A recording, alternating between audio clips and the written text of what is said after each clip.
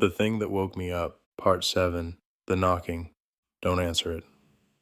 Granddad's voice came from somewhere behind me, soft, barely louder than a whisper, yet somehow it cut through the fear filling my chest. The doorknob continued turning, slowly, steadily, and almost casually, like whatever stood on the other side wasn't worried, like it knew time didn't matter, like it knew eventually I would answer. I couldn't move.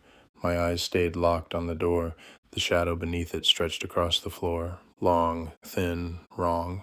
I'd spent years seeing impossible things in dreams. Years watching the figure stand in fields, forests, endless hallways, and dark rooms. But somehow this felt different, because the thing outside the door wasn't hiding. It wasn't watching from a distance. It was here, at my bedroom door, and it knew my name. Dylan. Dad's voice. Perfect. Absolutely perfect. And not close, not similar. Perfect. I could hear every detail. The exact way he pronounced my name. The slight rasp in his voice from years of working outside. Even the faint exhaustion he always carried after long days. It sounded more like my father than my actual father, and that terrified me. The doorknob stopped moving. Silence filled the room. A thick silence. The kind that presses against your ears, the kind that makes you aware of your own heartbeat. Then came 3 knocks. Knock, knock, knock, slow, patient, almost polite. I swallowed hard. Dad? The word escaped before I could stop it. The second it left my mouth, Granddad's voice returned. Stronger this time. Don't talk to it. Fear shot through me. My pulse hammered so hard I could feel it in my neck. Outside the door something shifted and the floorboards creaked. Then came a sound that made my blood run cold. Laughter. Quiet, barely audible, like someone trying not to laugh. Like someone amused by my fear. I backed away from the door. One step, then another. The shadow beneath it never moved. Then I noticed something strange. The shadow wasn't connected to the bottom of the door anymore. It had separated only by an inch, but enough. Enough to tell me something impossible. Whatever stood outside wasn't standing against the door. It was standing several feet back. The shadow shouldn't have been there, yet it was. My stomach twisted. The room suddenly felt colder. Every breath came out visible. Thin clouds of white drifting into the darkness. Then I heard footsteps, not outside, inside. My eyes widened. The footsteps moved slowly across the room and behind me. Yet, when I turned around, nothing was there. The room remained empty. My desk, my dresser, my closet, the window, everything looked normal. The footsteps continued anyway, heavy, deliberate, crossing the floor toward the far wall, then toward the window. Then they stopped. I stared, waiting, listening. The curtain moved, just slightly, no wind, no open window, yet the fabric shifted. Something stood outside, watching. The shape behind the curtain was enormous, far taller than any person. Its head disappeared above the frame. For several seconds, neither of us moved. Then Granddad spoke again, and for the first time, I heard fear in his voice, not concern, not warning, fear. It found the house. Every hair on my body stood up. What found the house? No answer. The curtain moved again. Then the thing outside took a step closer. The entire window darkened, as if something huge blocked the moonlight.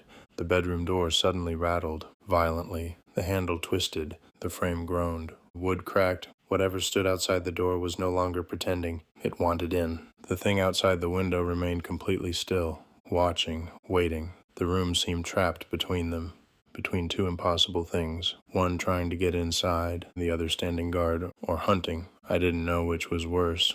Then came a sound from the hallway. A voice. My mother's voice. Dylan. I froze. The voice sounded distant, confused, like she had just woken up. Dylan, are you awake? My chest tightened. Mom, an actual person, a real person. The bedroom door immediately stopped rattling. The house became silent. The voice came again, closer. Dylan. The thing outside didn't answer. It didn't imitate her. It didn't move. For several seconds, everything remained still. Then Mom's footsteps continued down the hallway, approaching my room. The shadow beneath the door vanished instantly. Gone. The thing had moved. Fast. Far faster than anything should have. Mom stopped outside. The real doorknob turned. Everything all right? I stared at the door, unable to speak, unable to move. Eventually, I managed a weak answer. Yeah. You sure? Yeah. A pause. Then her footsteps moved away. The silence returned, only this time something was different. The thing outside the window was gone too. For nearly 10 minutes I stood frozen in place, waiting, listening. Nothing happened. Eventually, exhaustion won. I climbed back into bed. The bedroom light stayed on. Sleep came slowly, painfully, but eventually it came, and that's when the real nightmare started, because I dreamed again. Only this dream felt different. It didn't begin in the woods. It didn't begin in the hallway. It didn't begin at the table. Instead, I found myself standing inside an old house. Dust covered everything. The furniture looked abandoned, rotting, ancient. Moonlight spilled through broken windows.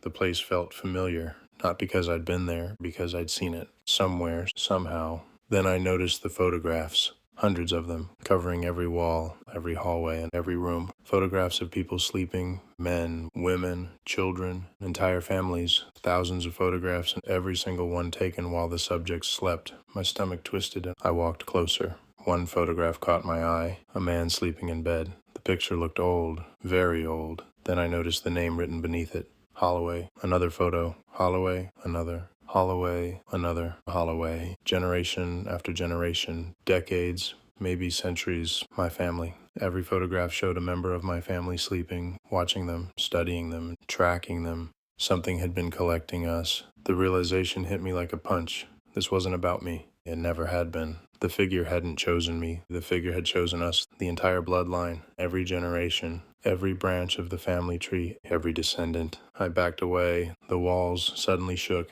Every photograph began rattling, frames crashing to the floor, glass exploding, and then, all at once, every sleeping person inside every photograph opened their eyes and looked at me.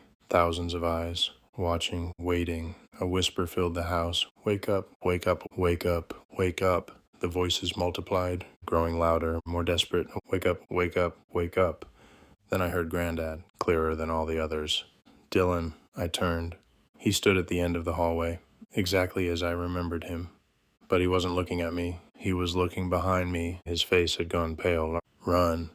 The entire house shook. A deep roar echoed somewhere below. The floor cracked. The walls split. The photographs began tearing themselves apart. And from somewhere deep within the darkness, I heard footsteps.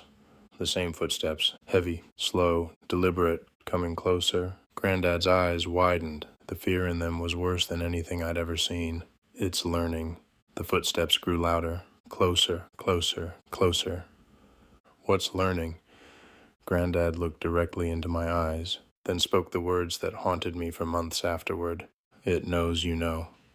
The hallway exploded into darkness. Everything vanished, and I woke up screaming. Morning sunlight filled my room. Birds chirped outside. The world looked normal again.